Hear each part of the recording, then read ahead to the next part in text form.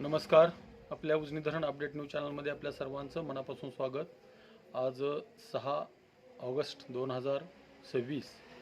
आज सायंकाळची आकडेवारी आपण बघणार आहोत. उजनीत सध्याला विसर्ग किती चालू आहे, उजनीतून भीमा नदीमध्ये विसर्ग किती चालू आहे, वीरमधून नीरा नदीमध्ये किती विसर्ग चालू आहे, याची आपण सविस्तर माहिती घेणार आहोत.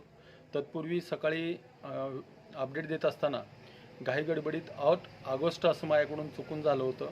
आकडेवारी घेताना थोडीशी चूक झाली होती, तर ती बऱ्याच जणांनी समजून घेतली.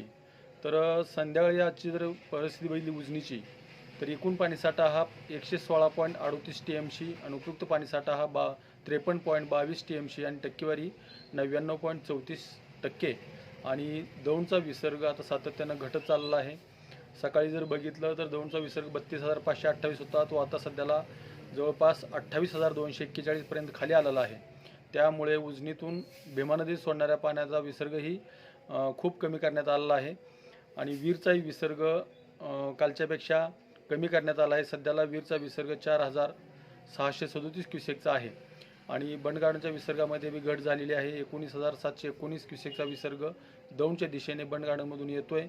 सध्याला भीमा नदीमध्ये सकाळपासून 41,600 क्युसेकचा विसर्ग चालू होता, परंतु आत्ता 6:15 वाजता म्हणजे 6:30च्या आसपास त्यामध्ये 10,000ची कपात करून तो सध्याला 31,641 वरून 31,600 एवढा करण्यात आला आहे.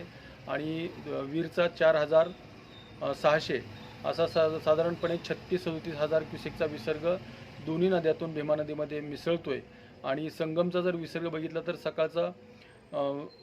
सकाळपेक्षा संगमचा विसर्ग कमी झाला आहे. सकाळी 1,22,216 होता, आता सध्याला 48,540 एवढा झाला आहे. आणि पंढरपूरचा विसर्ग 49,299 एवढा झाला आहे. आणि यापेक्षाही आणखी सकाळपर्यंत कमी होण्याची शक्यता नाकारता येत नाही. सध्याला वरच्या जी धरणं आहेत, 19 धरणापैकी 14 धरणातून जो विसर्ग सध्याला चालू होता, त्यामध्येही टप्प्याटप्प्याने कपात करण्यात येते.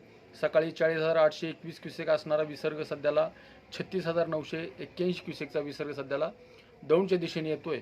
त्यामुळं आता इथून पुढच्या काळामध्ये किमान 4-5 दिवस तरी उजनीतून आणि नीरा नदीमधून येणारं पाणी कमी प्रमाणात असल्यामुळं भीमा नदीला जी पुराची परिस्थिती निर्माण झाली होती, ते आता ओसरण्यास सुरुवात होईल.